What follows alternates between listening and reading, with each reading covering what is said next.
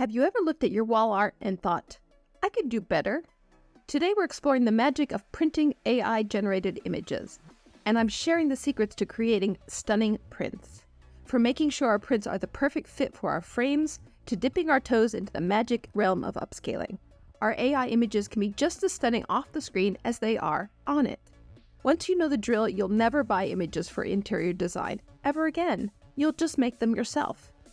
Your colorful digital wonders on the screen become physical art that matches your home's aesthetics. We're transforming your space together.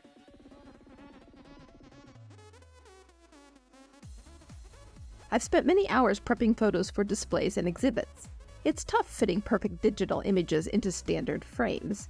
It feels like a square peg, round hole issue. I mean, camera and print companies should really coordinate better, right? But the problem made me a pro at printing digital shots, preserving their essence. Now I'm sharing my how-to knowledge so you can skip all the frustrations and get straight to showcasing your cool AI art. The key to great prints lies in selecting images that match the aesthetics of your space, be it minimalist color blocks or something more whimsical. Choose an image that you'll love seeing every day.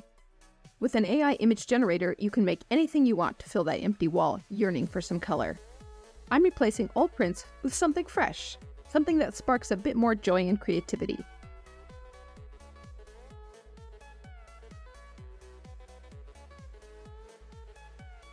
I dove into my Midjourney catalog and found images that I love.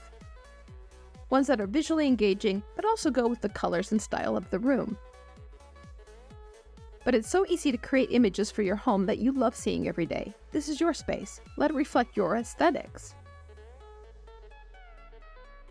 I'll be working with existing frames and mats and just swapping out the images, but if you're starting from scratch, the general rule is that artwork should occupy about 2/3 of a wall space. But this doesn't have to be one image. You can cluster images for a similar effect. The eye will group the images together. You can get out the measuring tape and start doing maths, or use a tool like Wallery. This app helps you visualize how an image will look on your wall. Wallery is a free, user-friendly app that helps you arrange and display artwork on your walls. Its standout feature is an augmented reality tool, which lets you view your images virtually on your walls. Just a few scans, and the wall is ready for virtual art. You can even select from a handful of virtual frames to give your images a more realistic look. Quickly drag the corners to resize the image. When you're happy with the size, Wallery tells you the exact dimensions. Now you know what size you're aiming for. Aspect ratio is the shape of your image. Some images are perfectly square, others are tall or wide. Aspect ratio is the relationship between the height and width of your image. 2 of my images are square. That's easy. I have lots of images in an aspect ratio of 1:1, where the length and the height are the same. My other frame has a space for about a 6.5 by 4.5 inch image. Adding a little bit of overlap around the edges gives me an aspect ratio of 5:7. If you need to figure out aspect ratio dimensions from a measurement, use an aspect ratio calculator, like this one. I don't make images in 5:7 aspect ratio very often, so this is a bit tricky. I'm going to have to reimagine some of my images. It's frustrating when you find a perfect image but it doesn't fit in the frame, so here are a few tricks to adjust your image to an aspect ratio. If you're working in Midjourney, you can use tools like custom zoom or pan to change the shape of your image, and you can easily make images square with one click. If you want to change the aspect ratio, the trick is to use custom zoom. Set the zoom to 1 and change the aspect ratio. Using custom zoom won't change the details as much as making a variation. This is how I changed my 9:16 images to 5:7 images. If there's a lot of room around your subject, use a photo editor like Photoshop or a free tool like Photopea to crop your image into a shape. I sometimes cheat and stretch the edges a bit in Photoshop using the Transform tool, but the new Generative Fill tool in Photoshop Beta can add background information to a larger frame.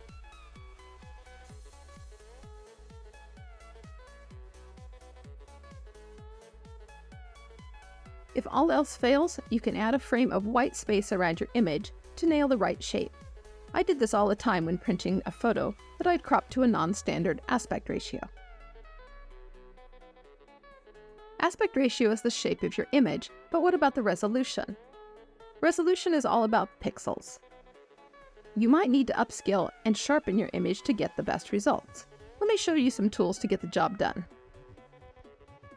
A pixel is a tiny dot of colored information.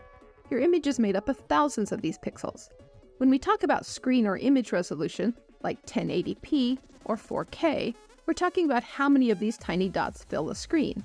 The more pixels, the clearer and more detailed the picture will look. 4K, or Ultra HD video screens, are 3840 by 2160 pixels. If you have an 8K screen, you're looking at 7680 by 4320 pixels. Resolution matters when it comes to print quality. More pixels means clearer and more detailed prints. The more pixels, or dots, that can fit in 1-inch space, the more detailed and clear your print will be. It's common to print at 300 dpi, or dots per inch. If your image is too small, with a low number of pixels, your print will look blocky or pixelated. So how many pixels do you need? Well, it kind of depends on how large you want to print. Pixel information should be in the file when you download it. If you're working on a Mac, select Get Info.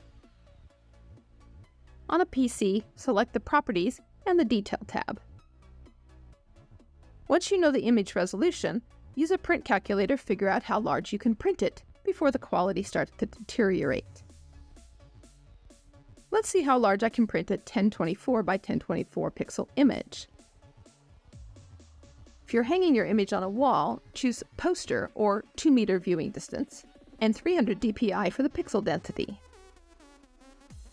Now enter the number of pixels, height, and width, and the calculator tells you how large you can print the image. Whoa! The standard Midjourney image is only going to look good in a 3 by 3 inch print. That's tiny! You really need more pixels. If you want to make a 24 by 30 inch print, you're going to need 9,000 pixels on the long end. That's where upscalers come in. Upscalers add pixels to your image using AI algorithms, and they often sharpen as well as enlarge, which is great for printing. The top upscaler is Topaz Gigapixel AI. It sharpens as well as upscales. Don't worry if you're only upscaling a few images, there's a free trial. If you want an online upscaler, try Advanced AI. It's flexible and sharpens your image, and it outputs specifically for printing. The downloads are watermarked, but there is a 7-day free trial that you can use if you're looking to upscale just a few images. Now, one last lesson that I learned the hard way. Before you print, consider brightening your images. Why brighten? You've been looking at the images on a computer screen that has its own internal light. The pixels glow on your computer screen, but they won't on paper. Brightening offsets the backlight that screens provide. I use Adobe Lightroom to edit my images and up the exposure by about a stop. But there are a lot of free image editors out there that can do the job. Your image is the right shape and the right size for printing. So now print. But not all printers are created equal. An everyday text printer isn't really going to get the job done. For large, quality prints, I recommend sending it away to a service like WHCC. White House Custom Color offers a variety of print options on top-tier paper with excellent customer service. It's my go-to printing service. When choosing paper, consider your preferences. Glossy is vibrant, but reflective. Matte is less reflective, but might lack some sharpness. Semi-gloss strikes a balance. Or go for fine art paper for lasting art prints. I often choose a semi-gloss paper with luster, pearl, or satin finish. It's visually interesting without getting in the way of the artwork. But you also have other options. Print your image on canvas for a traditional look, or punch up your colors and modern design with a metal print. So there you have it, from pixels to prints. Your AI artwork has come a long way. Your AI artwork is now physical. You have the AI tools to make new prints and design the perfect interior wall art. Remember, art isn't just about making an image, it's about showcasing it in the real world too.